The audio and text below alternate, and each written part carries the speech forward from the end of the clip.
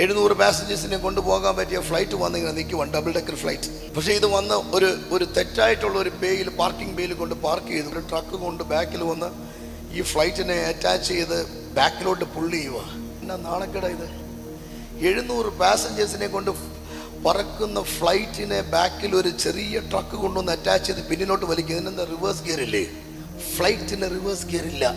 സ്കൂട്ടറിനുണ്ട് reverse gear, ഓട്ടോറിക്ഷയ്ക്കുണ്ട്, കാറിനുണ്ട്, പോട്ടെ കപ്പലിന് വരെ ഉണ്ട് റിവേഴ്സ് ഗിയർ. എന്നാൽ ഫ്ലൈറ്റിന് റിവേഴ്സ് ഗിയർ ഇല്ല. ഭൂഖണ്ഡങ്ങൾക്ക് മേൽ പറക്കാൻ വിളിയുള്ള ഒന്നിനും റിവേഴ്സ് ഗിയർ ഇല്ല. പത്തനംതിട്ടയിൽ നിന്ന് റാന്നി വരെ പോയി വരുന്നവരുടെ കാര്യമല്ല ഞാൻ പറയുന്നത്, പറക്കാൻ വിളിയുള്ളവനോടാ, പറന്നുയരാൻ വിളിയുള്ളവനോട് ദൈവാത്മാവേ നിനക്ക് റിവേഴ്സ് ഗിയർ ഇല്ല. ദൈവം നിന്നെ ഏൽപ്പിച്ചിരിക്കുന്ന വിളിക്കകത്ത്, ആ ദൗത്യത്തിനകത്ത്, ആ നിയോഗത്തിനകത്ത് ചില വ്യക്തികൾ പറന്നുയരാൻ പോവുകയാണ്. ഏതെങ്കിലും തല തകർന്ന പിശാച് നീ രക്ഷപ്പെടത്തില്ല, ഇതോടെ തീർന്നു പോകുമെന്ന് പറഞ്ഞാൽ ചിരിച്ചുകൊണ്ട് പറയണം, എന്ത് ചെയ്യാൻ? ഞാൻ ആഗ്രഹിച്ചാൽ നടക്കാത്ത സംഭവം റിവേഴ്സ് ഗിയറിൽ പോവാൻ.